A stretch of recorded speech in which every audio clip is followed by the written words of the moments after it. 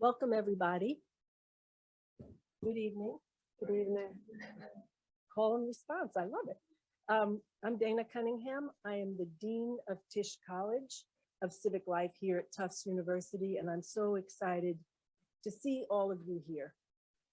I want to welcome you to our final Solomont Speaker Series event with the award-winning hip-hop artist, educator, and activist, Dee-1.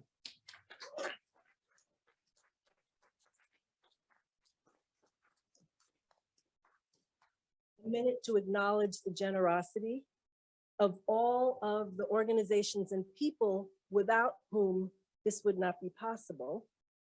So the Tupin Bolwell Fund, the President's Office, the Provost's Office, the Center for the Humanities at Tufts, the Music Department, and the Africana Center.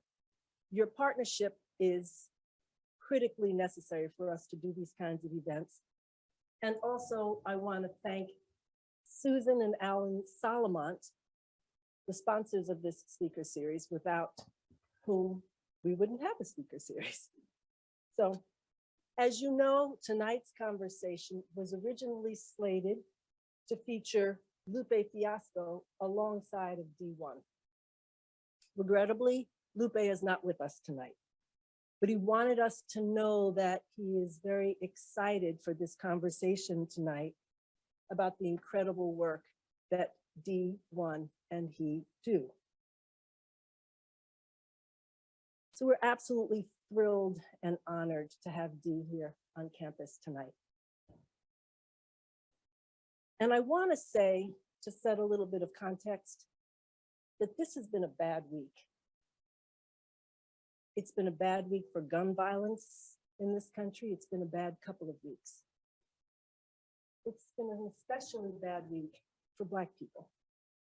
It's been a bad week for Black boys and for Black mothers. I just want to speak to that for a minute. And I want to talk about the 16-year-old Black boy who was shot going to the wrong door to pick up his little brothers. And for me personally, what hurts is not only that he was shot point blank without a single word exchanged. What really hurts is that after being shot, bloodied, frightened, desperate, this 16-year-old doe-eyed boy goes from house to house seeking help, and nobody would help. He finally knocks on the third door, and somebody says, "I won't let you in, but I'll call EMS." And it makes me wonder sometimes what kind of country we live in.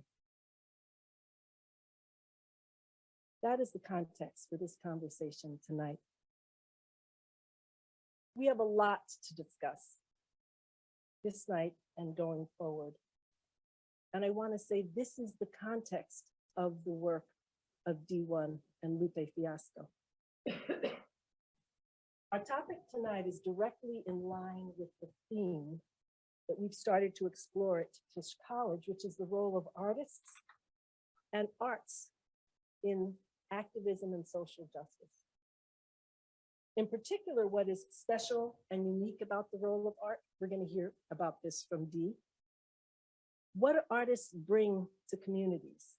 What do they lift up from and with communities, and how do they advance social justice work? Dee has a lot to say on this topic, and I'm very much looking forward to an engaging conversation with him on the power and potential of hip hop as a force for social change, education, and community engagement. Dee is a leader in the conscious hip hop movement, using his platform and music to speak to real problems within our society and to amplify his work using hip hop as a tool for education, empowerment, and change. Dee is a rapper, activist, educator, business owner, and world-renowned speaker. Beginning his career as a middle school math teacher in his home state of Louisiana, Dee is now a top 10 Billboard charting, Emmy-nominated hip-hop heavyweight.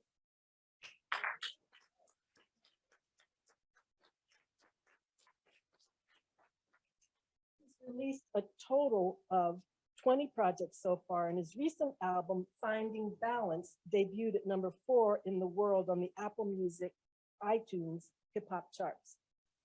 Dee's music is part of a bigger lifestyle movement called Mission Vision, which centers around 3 core principles: be real, be righteous, be relevant. In 2020, he received the prestigious NAACP Power of Influence Award, highlighting his community activism and his commitment to inspiring young people. Well known for his narrative-driven storytelling and strong messages in his lyrics, some of his most popular hits include Sallie Mae Back, J50 and Weezy, Against Us, and I'm Not Perfect. In 2021, Dee was appointed to the Louisiana Council for the Success of Black Men and Boys by Louisiana Governor John Bel Edwards, making him the first rapper in Louisiana history to become a governor's appointee. He is currently the Nasir Jones Hip Hop Fellow at Harvard University's Hip Hop Archive and Research Institute, where he's creating an album centered around the concept of hip hop saved my life, examining hip hop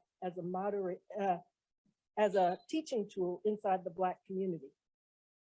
Dee will give a presentation on the connection between education and rap, and will then open up for questions. Moderating tonight's Q&A after Dee's presentation is my colleague, Taina McField, Dean Taina McField. She's the Associate Dean for Strategy at Tisch College. Before joining Tisch, Taina led MIT's Community Innovators Lab, CoLab, as Interim Executive Director and Deputy Director. She's an educator by training with extensive experience in program development, cultivating and supporting social justice organizations, and working with large institutions. On a personal note, I have to say that I had the privilege of seeing Dee speak earlier this year at MIT. And I'm thrilled, Dee, that you are here with us to share your activism as a hip hop artist, leader, and educator within the Tufts community. Please join me in welcoming Dee-1. Thank you. And, I need a hug. I need a hug. Thank you so much. Appreciate it. Wow. What's up? We all good? Okay, cool. Can everybody hear me clearly? Good, good. That's very important. Good. I want to start out by thanking everyone for attending tonight and thanking everyone for doing what was necessary in order to even allow me this opportunity to be here. So y'all mind if I start out spitting for y'all and give y'all a little, give y'all some bars? Check it out. I need another title. I'm no longer a rapper. I'm a rhyming revolutionary, authoring chapters. In this book we call life, here to give you instructions on fighting self-destruction over beautiful production. I don't fit in. I don't drink, smoke, or pop pills. Look, I don't even curse up in my music, but it's hot still. I'm all in the hood and I ain't even strapped. Simba, burrito, you're lying in your raps. Sometimes I be sad, I be crying in my raps. Wrote this on a plane, I be flying in my raps. Boy, I deal with pain that you couldn't even fathom. But all the blessings people be praying for, I didn't have them. I'm not from this place. Maybe heaven, maybe Saturn. They sleep on me, I wake them up, they love me. That's the pattern, huh? Who cares if you die rich, if you ain't dynamic? God really got my back, y'all. Why I panic? You dig?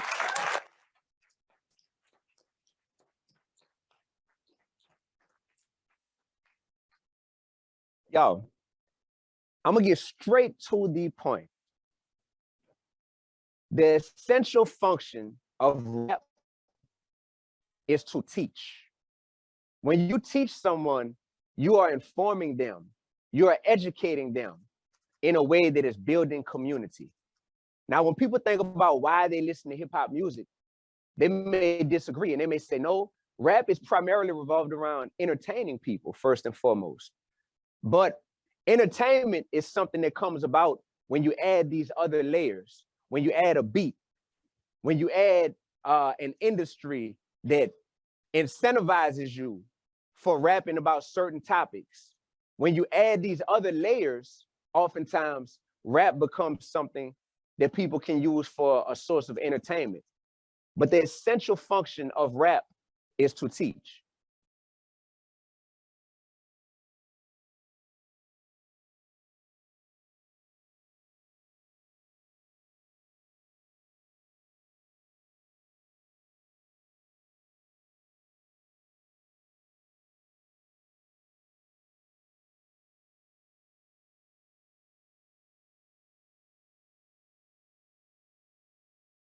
How many of y'all ever heard of Hip Hop Harry? Anybody ever heard of Hip Hop Harry? Yeah, like a big mascot that makes rap songs that's meant to educate elementary school students. How many of y'all ever heard of Kids Bop? Oh, y'all know about that. Okay, all right. Y'all know these things become very catchy, and these are educational tools that are used to reach a specific audience. Now, Kids Bop may be teaching one message, but how many of y'all ever heard of Ghetto D by Master P? As a 10 or 11-year-old growing up in New Orleans, this is my favorite rapper at the time. I watched him perform at the Jazz Fest when I was in elementary school. Ironically, I'm performing at the Jazz Fest in 9 days. Yeah, and I first saw him on stage performing at the Jazz Fest, and I was like, man, he just looks so cool up there, so much swag, so much confidence, and all these people know the words to his music. So I go home and I look up his music. When I look it up, the first song on his album was called Ghetto D. This song, when I press play, this tells you specifically how to make crack cocaine.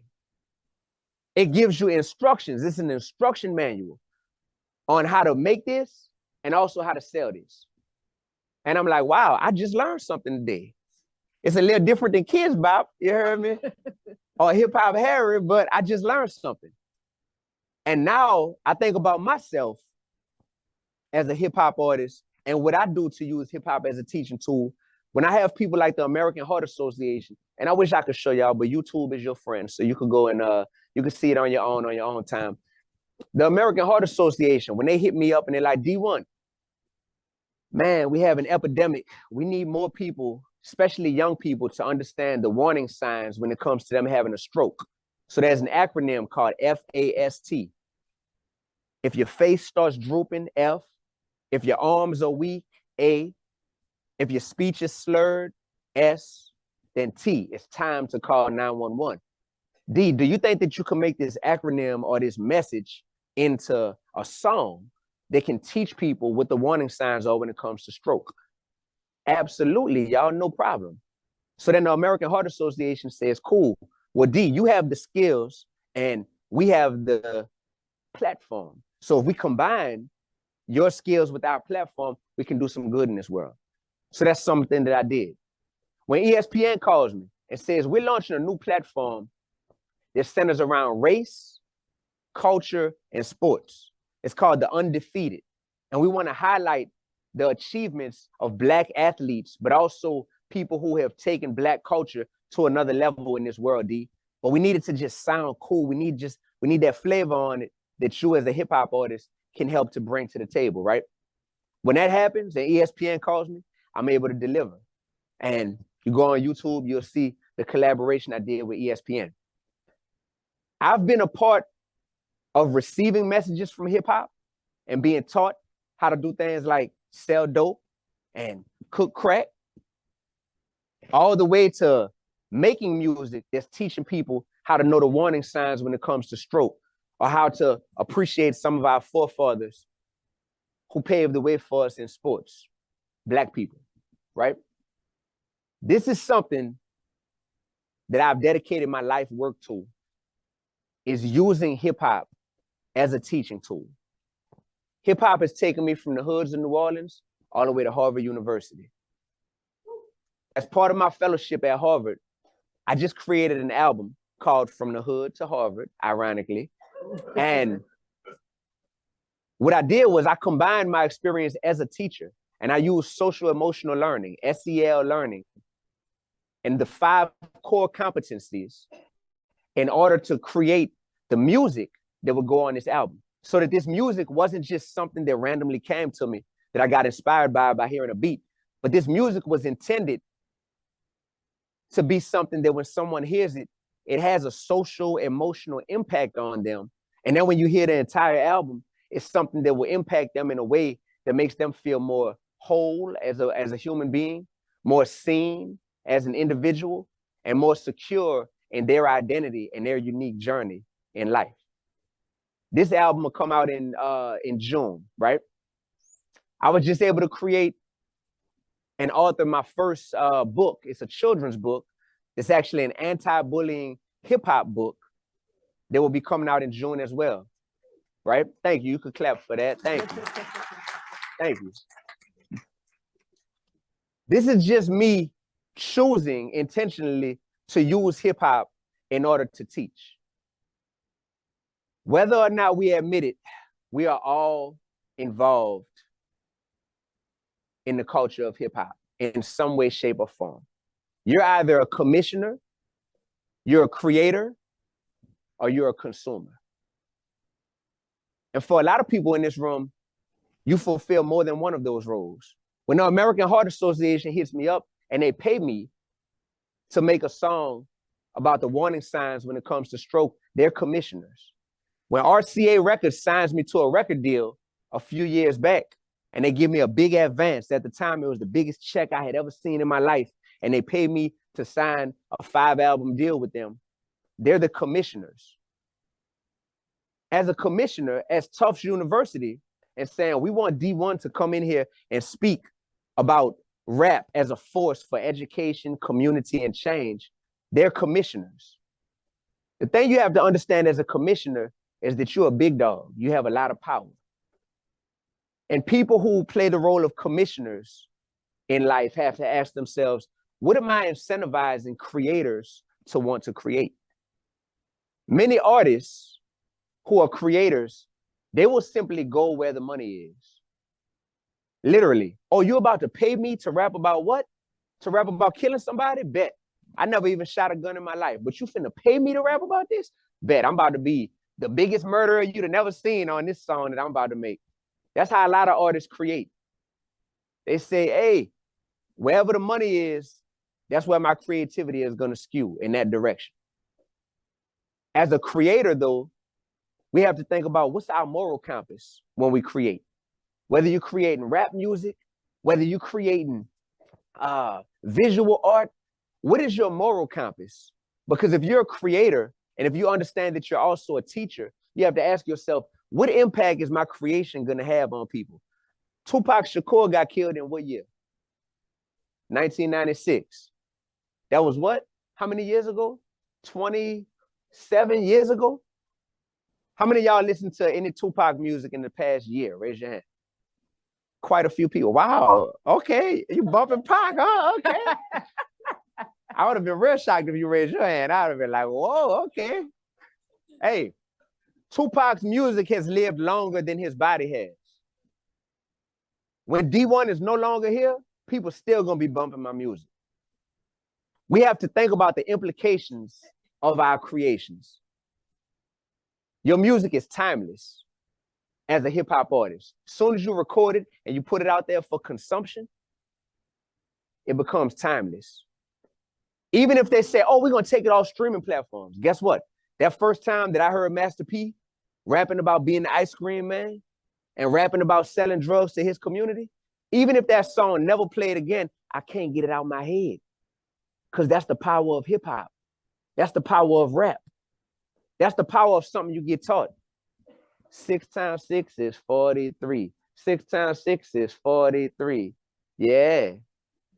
Even once you realize that 6 times 6 isn't 43, that's still in your head.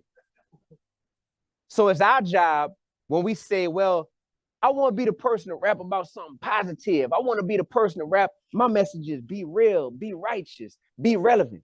it's important that you also don't be corny. Just because you're saying, I'm doing something positive, I'm doing something that the world needs more of, it's very important to make sure that your stuff is as catchy as 6 times 6 is 43. 6 times 6 is 43. If you're gonna rap the real stuff, you got to make sure that it's as appealing as the stuff that may be miseducating people. We got commissioners, we got creators, and we have consumers. I feel like I'm looking at a lot of consumers. I'm a consumer of hip hop myself. As a consumer, you have to know and understand the power that your consumption habits have in this whole ecosystem of what gets created and what gets commissioned. As a consumer, you have to ask yourself, once I know that 6 times 6 is not 43, no matter how catchy it sounds, do I want to continue to consume stuff that I know is factually incorrect and is unhealthy for me because I'm miseducating myself? That's a very hard decision to make as a consumer. When it's like, oh, it sounds so good. How many of y'all ever wanted to not listen to something before, but it was so catchy that you was just like, yo, I just gotta listen to it. Yeah, yeah, yeah. I have a theory, y'all. That theory came along with a song and a music video that I put out. It's called People Don't Want That Real. I said, people don't want that real. They just say that they do. Now people don't want that real, and I'm one of them too.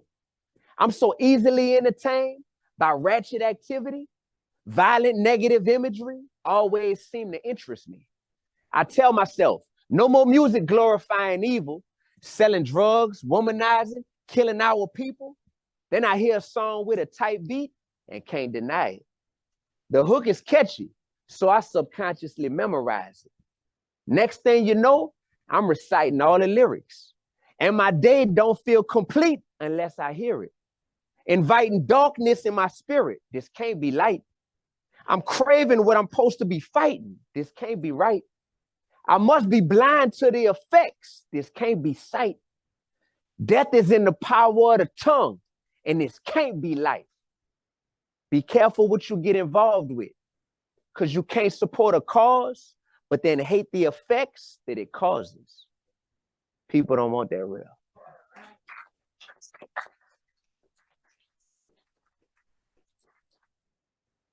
Whether you're a commissioner, a creator, or a consumer, all of these roles come along with unique challenges. Pop quiz. Y'all know my name is Dee-1 professionally. Who knows what my real name is? What my mama named me? Go ahead. David. You got to say it like you're from New Orleans. You got to say David. David. Right. Just like how we say baby. You know what I mean? You got to say David. So my real name is David. And I've always been infatuated with the biblical story of David and Goliath. That's the title of my first album that I put out. When you go and look it up on streaming platforms, you're going to see how long ago it was, because my locks, which reached my waistline, wasn't even reaching my neckline at the time. You know what I'm saying? It wasn't even reaching my shoulders. This is my first album I put out. I put this album out because I was infatuated with the concept of David defeating Goliath. And how did that happen? Because David was this big underdog. Everybody was afraid to fight Goliath. Everybody was afraid to battle this man, right? But David understood that he had something that no one else had. He had a unique gift. And if he used that gift for the purpose in which it was designed, he could do amazing things that other human beings didn't think were possible. That gift that he had, that special talent that he had, was utilizing his slingshot.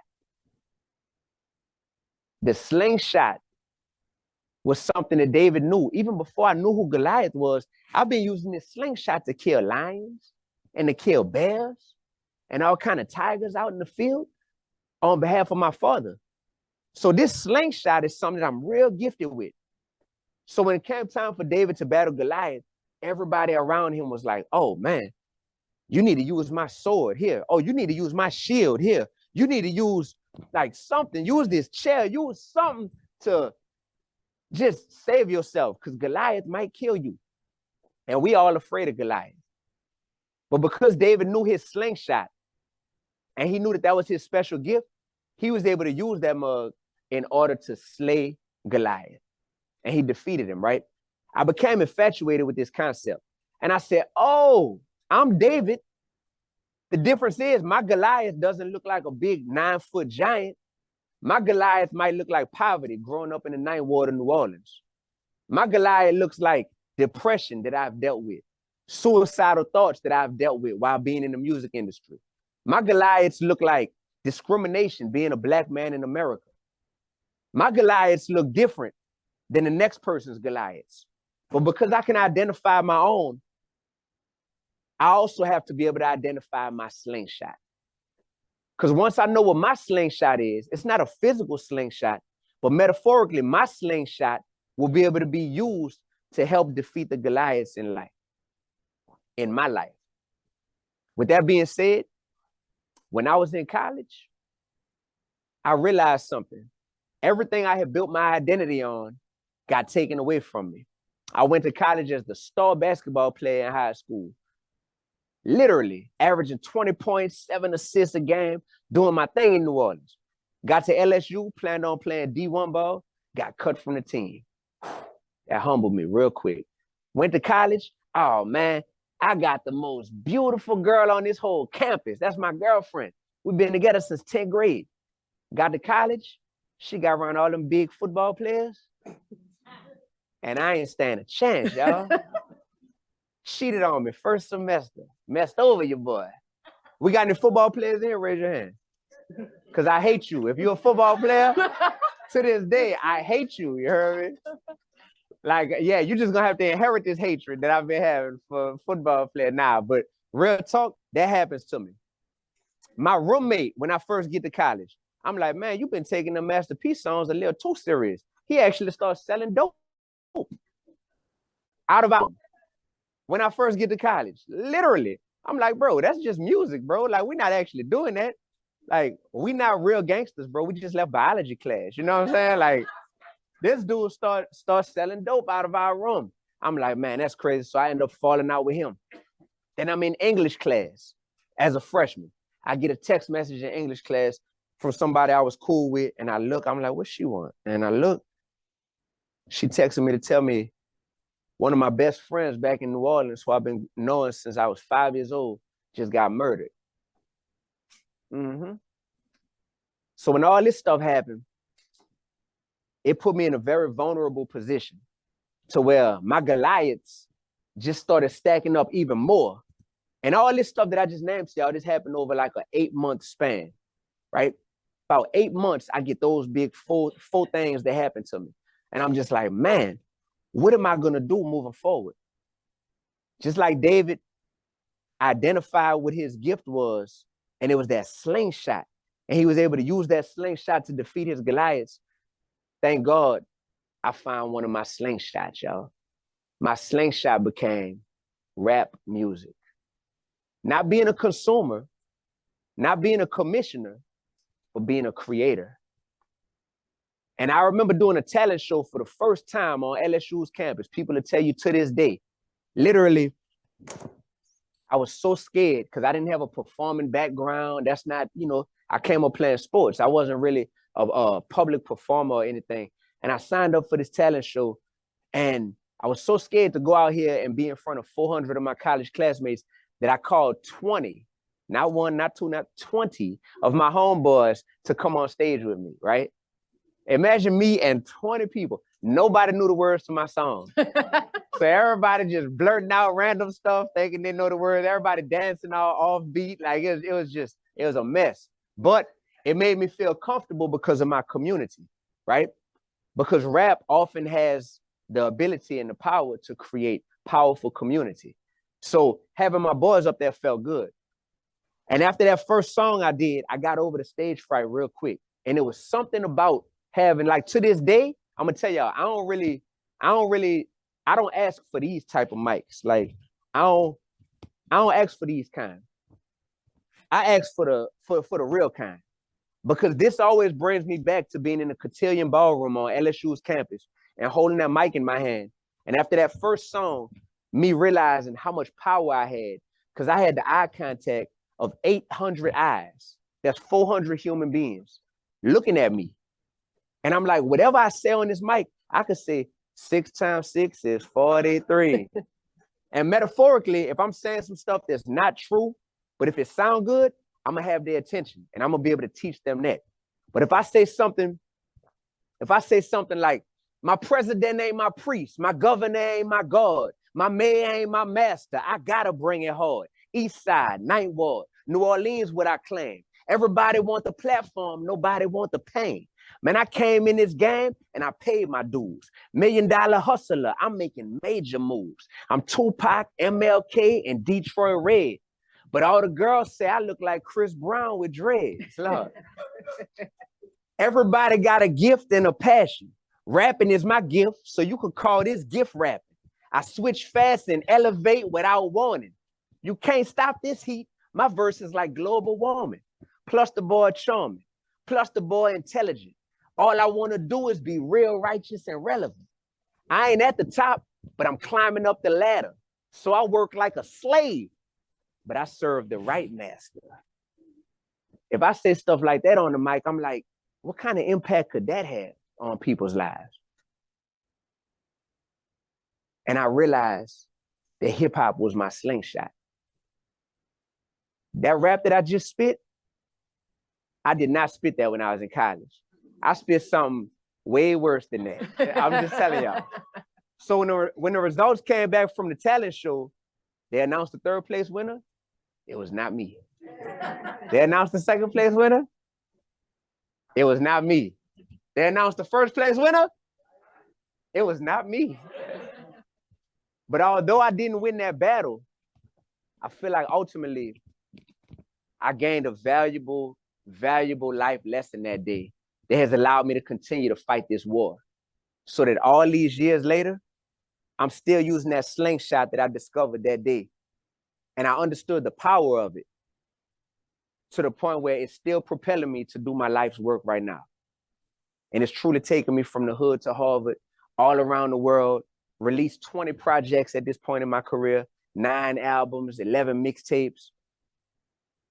And the key is for everyone in this room to find their slingshot. When you can find your slingshot and understand what your gift is, what your passion truly lies in, and how you can use that to battle the Goliaths in your life, that is how at the end of your life, at the end of your tenure here on earth, that's how you can feel like you lived a purpose-driven life and made this world a better place. That's how you do it. You don't do it by following what somebody else told you to do. You don't do it by trying to fit in to the norms of the culture. You don't do it by just chasing the bag. You don't. By using your slingshot, it'll help you defeat all your Goliaths. Rapping has changed my life, y'all. But more importantly, I've been able to use rapping to change the lives of others all around this world. So that's what I'm obsessed with at this point. Rap teaches. And rappers are teachers. So when I encounter people who rap, who are really successful, and who may not view themselves as teachers, I'm in a position where now I try to teach them about the power of their words, about the life-changing possibilities that their platform comes along with. And you know what I realized? Some of them don't care. It's that simple. Just like some teachers are only teaching to pay their bills. They're like, I don't care about these students. I remember being in the teacher's lounge, and on a Monday morning, I'm not gonna call her, oh, I want to call her name so bad, but I just remember this woman coming in there like, oh, I can't wait till Friday, gotta deal with these old aggravating kids. On a Monday, I'm 21, 22 years old at the time, you know, like excited, because I'm like, man, I get to teach. You know, you're looking at it like, oh, I got to teach. I get to teach. I got to teach. It's 2 types of people, 2 different philosophies. And I realized that some rappers know that they're teachers, but they're like, hey, Although I'm a teacher, I don't mind being a bad teacher. How many of y'all ever had a bad teacher? Raise your hand. Yeah, okay. How many of y'all ever had a good teacher? Raise your hand. Yeah. Guess what? Guess what they both got in common? They're teachers. So we have to acknowledge that first and foremost, that rappers are teachers. And when we try to use the transformative power of being a teacher, and when we try to minimize that to just like, nah, they're just here to entertain us, then we are truly missing what rap was designed for, which was to teach, to transmit information, to educate, and to be able to build community.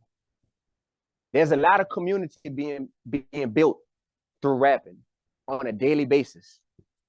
You got communities of people who get together and they say, hey, we're going to go and live out what we're hearing in these rap songs.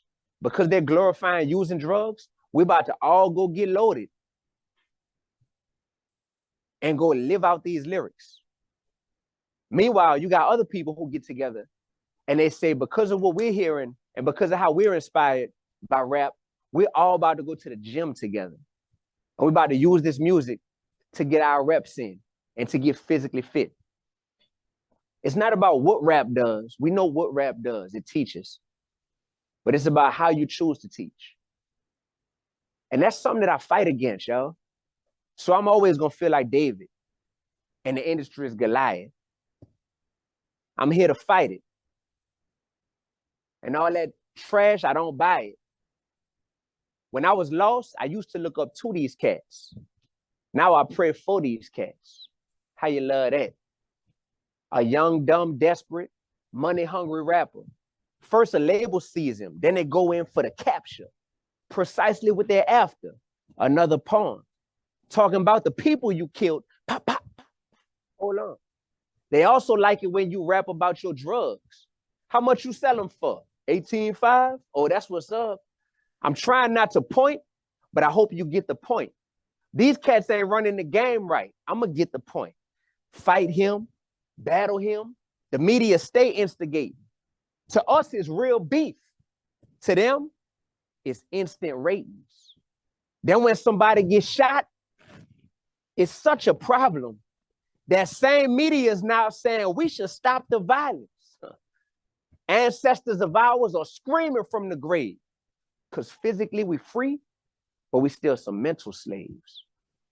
Ancestors of ours are screaming from the grave because physically we're free, but we still some mental slaves. Thank y'all very much.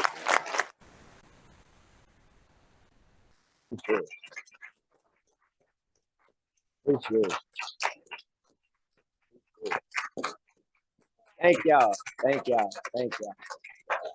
Yeah.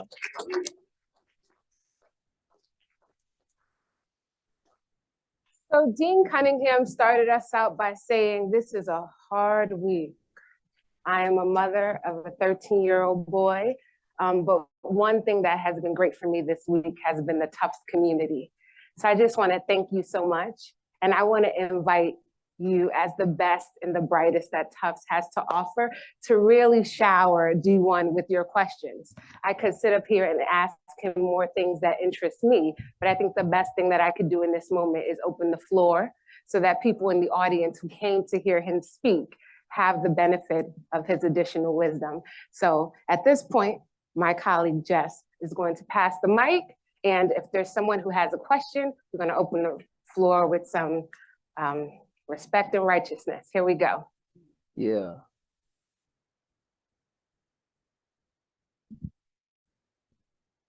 Hi, how's it going? So I didn't grow up listening to hip hop music, but I did grow up dancing, and in a lot of the dance circles I run in lately, there's been this realization that we might have really misunderstood what hip hop means, and hip hop dances used to describe a lot of different stuff. I think people misunderstand what hip hop is on a big scale. And I was at a class recently with Buddha Stretch, who's one of the fathers of hip hop dance, a really, really talented dancer, really knows his stuff. And someone asked him what hip hop means to him, and he said, hip hop dance. And he said, it has to come from the music. Hip hop music creates hip hop dance. I'm curious, from your point of view, someone who's in the hip hop industry, first of all, what what does that genre mean to you, and what makes hip hop different from other styles? What's distinctive? And then also, what do you think that there's a crisis of misunderstanding for hip hop, and I don't know, as it become a more popular commercialized industry or like type of music, are you hopeful about its reception, or worried about how it's being received? Yes, great question. I think that what hip hop means to me is an art form that has the ability to teach its audience much more than any other genre of music can. And here's why hip hop is more of a teaching tool than other genres of music. Number one, in hip hop music, you have informational density. I could spit so many bars to where over the course of 1 minute, you've heard so many words and so many metaphors and so many double entendres to where other genres of music can't compete with that. You know, informational density, let alone if you're rapping at a rapid pace. You know what I mean? It's like the informational density plus the repetition. The repetition plus the informational density, that allows it to get stuck in your head. Then when you add the final layer, which is the rhythm, you get informational density plus repetition plus rhythm, that equals retention. And that retention right there, I've seen it firsthand. I've lived it. How many of y'all could rap the lyrics to a song that you heard 10 years ago right now? All right. For some of our older people in the room, 20 years ago, how many of y'all could? I see, yeah. 40 years ago, big foes, right? Right. Like, that is amazing. So it's informational density plus repetition plus rhythm equals retention. That's what hip hop has, more so than any other genre of music. So when I think about that formula, I used to be a math teacher. So when I think about that particular formula, I think, oh, hip hop is a teacher, period. So that's what the culture, that's what the art form means to me. I just see it as a really cool way to be able to teach. And Dee-1 has gone way further in life than Mr. Augustine would have. That's just a fact. Some people might be like, nah, don't say that, D. Nah, that's true. Mr. Augustine from New Orleans, who was teaching 6th grade and 8th grade in Baton Rouge, would not be at Tufts University right now. Believe that. Believe that. That's real. So what I've done is I haven't disowned Mr. Augustine, but I've taken Mr. Augustine on this journey with me because that's who I am at the core. But through Dee-1 and being a part of this culture and a part of this industry, it's allowed me to be Mr. Augustine just on a bigger level. Great question. Great question. No. Jamal Barnett, first off, I want to say thank you for your words. I'm really interested in hearing about your thought process about that album you was talking about, what the SEL competencies. Yeah, I currently like oversee this transformative mentoring program. So everything you were saying about that hit. I would love to like kind of hear your thought process on like, is each song a different competency, like decision making, like self-awareness? All right. Bro, thank you for asking that question because I feel like amidst speaking, I feel like I might have glossed over that. But I just want y'all to know, like, I made history at Harvard. You know what I mean? I made history with what I did because all of the albums that I've listened to and all of the things I've been taught by rap music, that music was never created from an educational framework like the social emotional learning competencies, first and foremost, and saying the music is a byproduct of this teaching tool that we wanted to be based on. So I went in and I used myself as a case study. I said, I'm brand new out here in Cambridge, been living in Louisiana my whole life. When I get up here, I'm going to document everything about my experience. Like people who come from Harvard, who've been here, all my people that showed up, they know like, oh, D is always walking around filming something, getting video footage since I landed in Cambridge. It was because I wanted to document socially and emotionally what I was going through in being in a new space, having to wear all these bundles of clothes for the first time, meeting new people, dealing with imposter syndrome, you know what I'm saying? Having these big dreams, but then having to implement them, having to create new relationships where although I'm the man back where I live, up here, I had no friends at first, you know? So I wanted to use myself as a case study. So I did use self-awareness. I did use self-management. I did use responsible decision-making. I did use social awareness. I used these competencies to be able to say, my songs are going to come from what I'm experiencing in real time through the lens of each of these competencies. And it's powerful to be able to present that, man, like it was amazing. So I have the presentation, it's out on YouTube. I actually, I'm going to reintroduce the presentation to the masses when I drop the album, because I wanted to be part of a package that's going to come along with the music, because it was just living on YouTube. And it was one of those things that I was like, man, people might not understand the magnitude of what just got done, but they will. So yeah, so I'm excited about that, and I love to speak to you more about it. Absolutely. Dee-1, I've been impressed just hearing you speak here. I'm Kenny Green. I'm a CPA writing a book on faith, finance, and purpose. So everything you're saying is just really resonate with me. But I want to really talk to you about, maybe you can help us, a lot of young minds in here, and you mentioned your gift. And so you have, I graduated Western University. I know about going and getting the skill and sharpening it, but no one really talked to me at that young age about what is your gift and how you find it. So what advice could you give to the young people in this room that's trying to access and tap into their gift? Right. First of all, ask yourself, what are you willing to do even if you don't get paid for it? Even if you're not getting paid, though, you love it that much that you're like, man, sign me up all day. And there's no such thing as a wrong answer.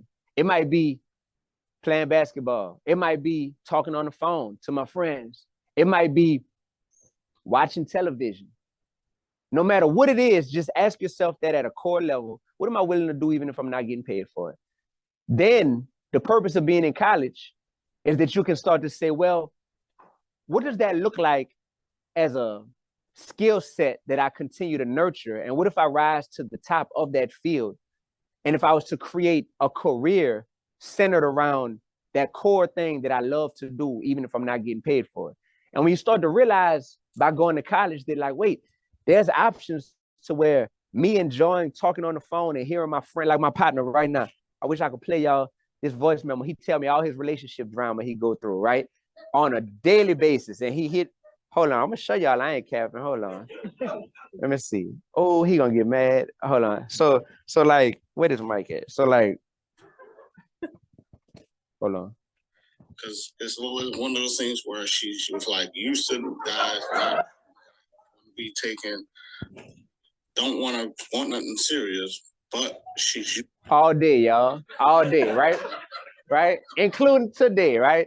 With that being said, if you enjoy being on the receiving end of those messages and being able to help that person, that may just seem like I'm just being a good friend. No, you're a future therapist. When you go to college and you start to realize, no, I could be a counselor. Maybe I'm a school counselor. Maybe I'm a relationship therapist. And you start to realize how you can make this world a better place by doing what you naturally love to do and you'll be willing to do for free. That's how you find your gift. And the word that I use, y'all know I did a whole nother session before this session just now with a smaller group of students here at Tufts. The word I used was, let's see if anybody was there and remember that word. What's the word? Nobody's here. Okay, bet. The word is authentic. Authentic. Yeah, you wrote that down.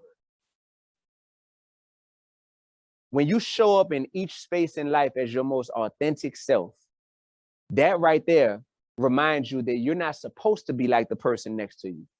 You don't feel inadequate or less than, even if they're shining, because hopefully if they're using their slingshot, they will be shining and defeating their Goliaths. Your goal isn't to try to defeat their Goliaths or have the same slingshot as them. Your goal is to find your slingshot so you can focus on the Goliaths that are unique and specific to you. And the way you do that is to be authentic. So for me, making it in the rap game, y'all know how many rappers have 4.0s in school, GPAs, but they don't tell you that because they feel like, oh, that don't fit in this industry. I had to learn that me being my most authentic self is embracing all the things that don't typically fit into being a rapper that make me special. So yes, I brag on being a college graduate. Yes, I brag on being at Harvard. You heard me? Yes, I brag on being a middle school teacher. I brag on paying all my student loans off. I brag on I could be driving what's the most expensive car? A Bugatti. I could be driving a Bugatti, but I drive a Honda Accord. You know what I'm saying? Like I learned to embrace those things because that's what makes me authentic. So the more that you are in touch with and okay with and at peace with the things that make you truly unique in this world, that's also how you'll be like, wow, like this lane just opened up for me. The world seems so like a cluttered traffic jam of everybody's doing this and they already got somebody doing this. The more authentic you are, the more you'll realize, man, nobody's in my lane. Mhm.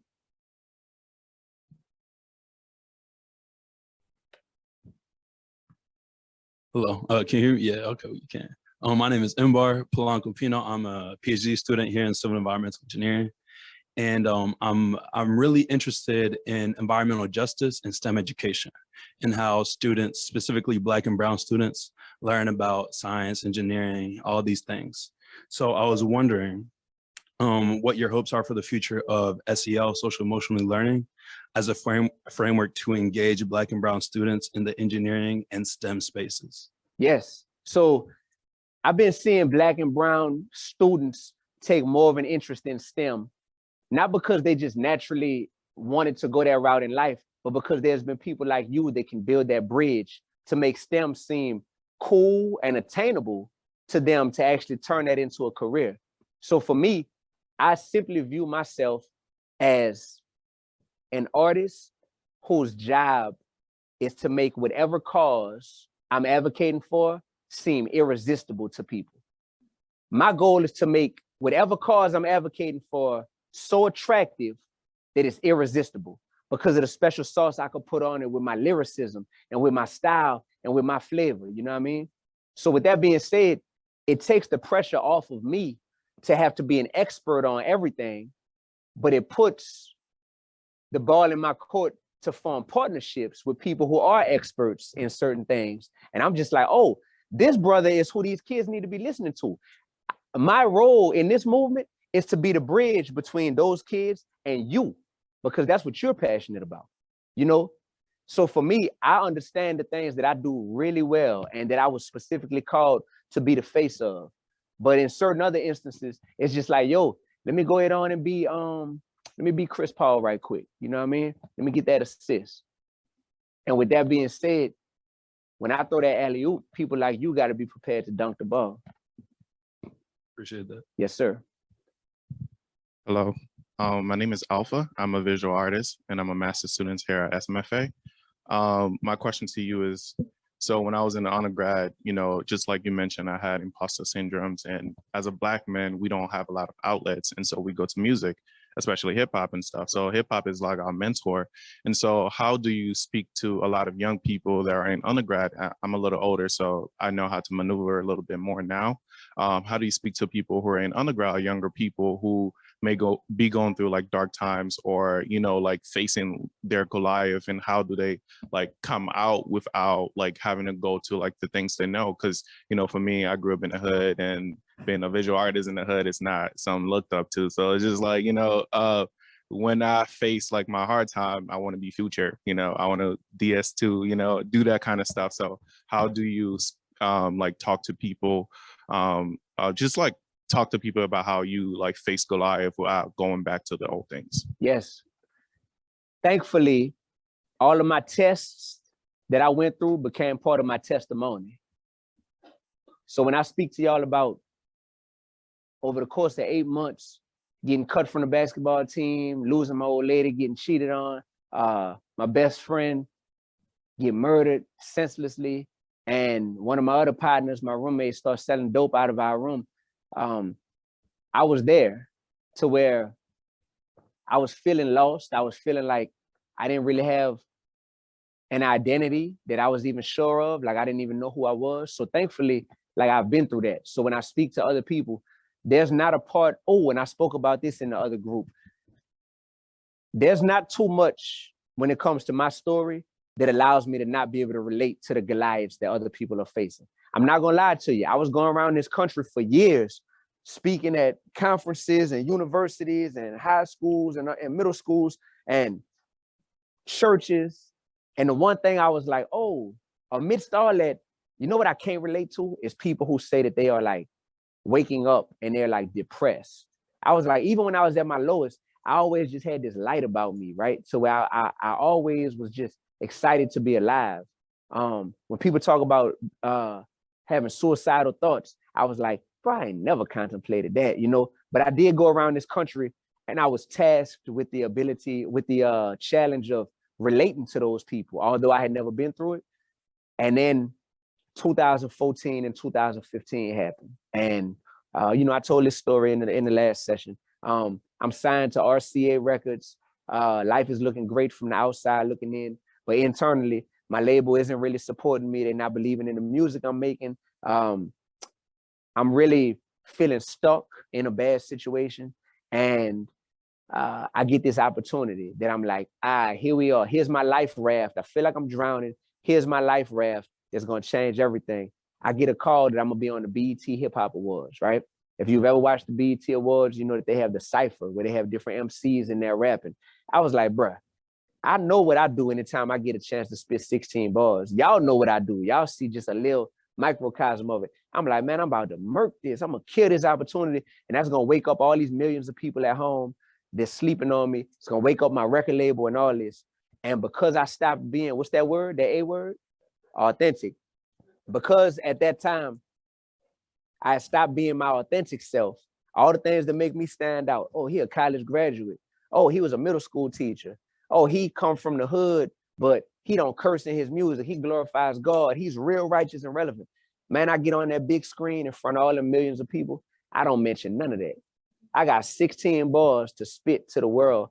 And I'm sitting here talking about my fancy shoes that I got on and cars. And I'm sitting here just rapping, trying to be like Kendrick Lamar, or looking at like, oh, well, Kendrick did this when he was on the cypher, and this person did this, and this person had a punchline talking about, you know, they got shoes, same colors, crap, you know what I mean? Just crap. And I did that with my opportunity. And after that, man, I wanted to kill myself. Not in a metaphorical way, but in a way to where every day I woke up after that, I'm looking at my reality, which is I'm going through hell in real life, professionally. And I'm looking at this on YouTube every day. Like, bro, what was I thinking, man?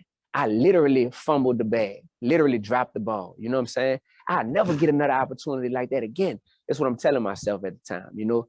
And because of that, and because of me having 18 months of being in serious depression and literally wanting to kill myself and literally plotting it out to a T, how I was going to do it, and having to go to therapy for the first time, which that's not when it was cool. Now therapy is like a buzzword that's a lot more normalized, which is great, by the way. My podcast that I put out every Monday, like actually, you know, one of the big therapy companies online, they're a sponsor for my podcast. Like I'm an advocate for therapy now, but back then, having to go there, it wasn't like I had friends telling me to go. It was me being like, it's either this or I'm not going to be alive tomorrow type stuff. The fact that I really went through that for about 18 solid months, it made it to where it was like, oh, I can now relate to people who say that they're dealing with depression or who say that they're dealing with suicidal thoughts. And the fact that I had to go through that and I got through that, it automatically turned me into an expert on that topic. So anything you've been through that you might feel shameful about, man, I can never tell nobody that this happened to me.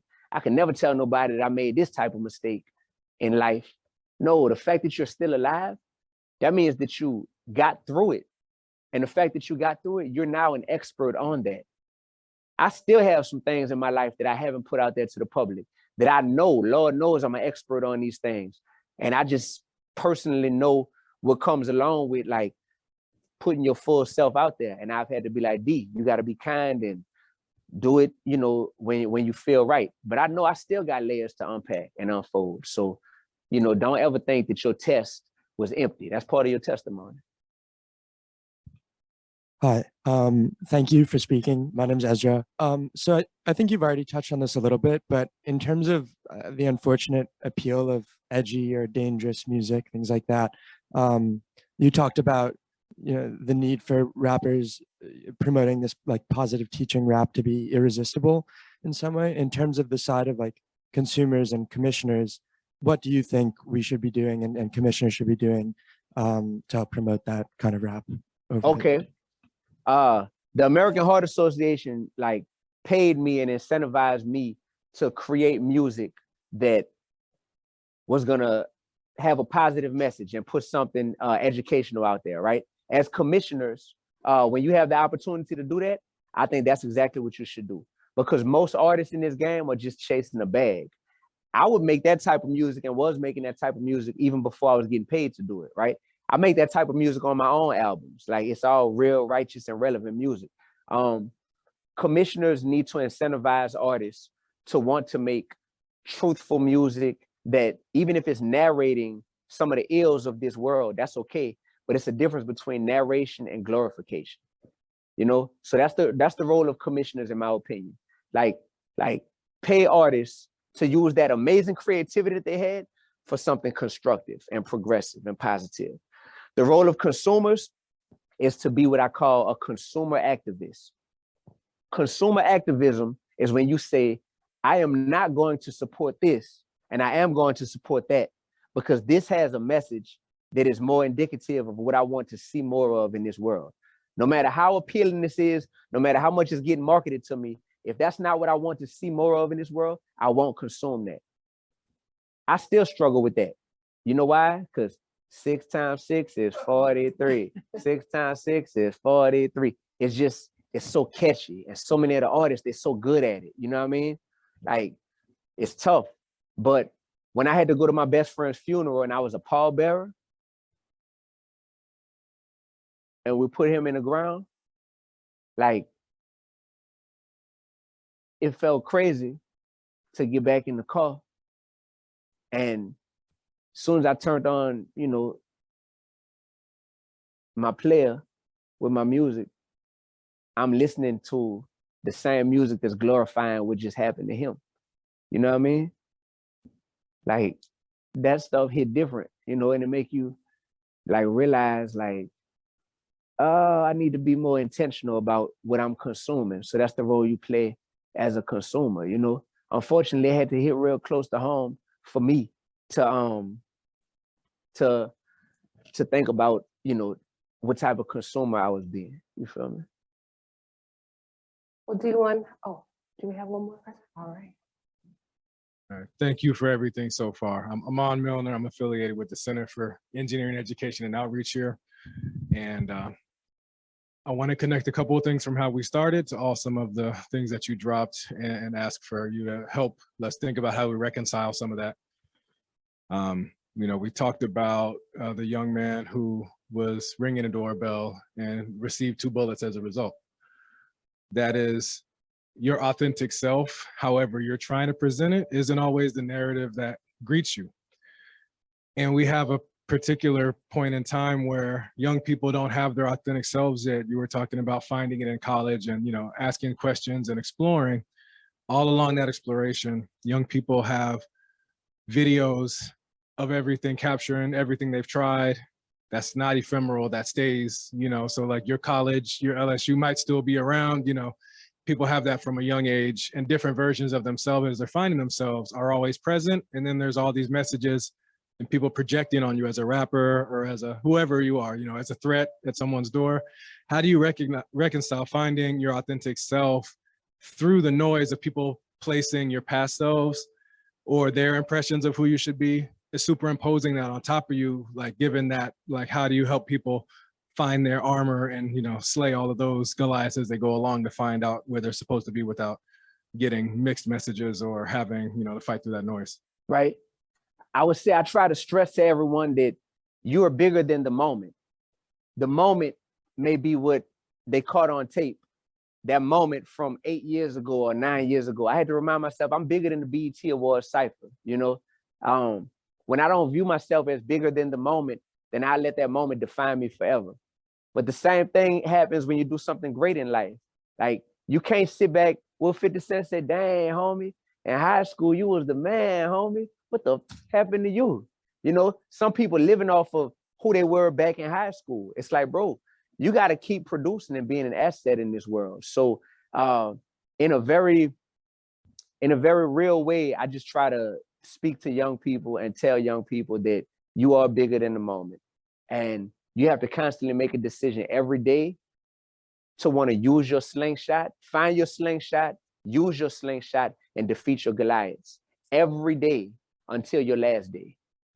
Every day, literally. And playing sports really helped me, because I realized that if we on the 20th game of the season, we can't be sitting back still lingering on that heartbreak from that loss in the second game of the season, or even that game-winning shot that I made during the fourth game of the season.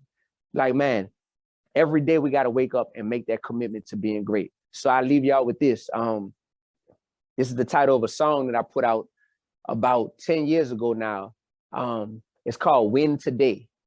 And my motto is, yesterday is done and tomorrow hasn't come. So win today. And when you wake up every day saying, I want to win today, and what winning looks like is being a better version of myself than I was yesterday. And if I was a great version of myself yesterday, then I want to duplicate that. I want to get 1% better. And if yesterday was horrible for me, it's okay. That's an opportunity to break that losing streak and go ahead on and win today. So if you wake up every day saying, I want to win today, I think that you'll have an amazing life. Thank you so much. Appreciate y'all. Thank y'all. Dee-1, on behalf of Tisch College and Tufts University, we just want to offer you a Oh, few gifts thank to you. remember us by. Want to thank you for being an amazing audience. And thank you to all our sponsors. Get home safely. Have a wonderful evening. Everybody, I don't mean to cut y'all off. Look, I ain't just come here and say all this just for y'all to not go listen to my music. So y'all gotta, hey, so when y'all leave here, like, it's very important, if you're a consumer, it's very important to think about what you're listening to. If you are a commissioner, thank you, Tufts, for being a commissioner, you know, tonight and allowing this platform. But I'm Dee-1 on all streaming platforms, DEE-1. I had a slide with all this info. And on all social media, it's Dee-1 Music, DEE-1 Music on all social media. So yeah, make sure you incorporate that into your playlist. That's your right. Do you library, use your yeah? slingshot? There you go. Nobody gonna promote you like you. You did.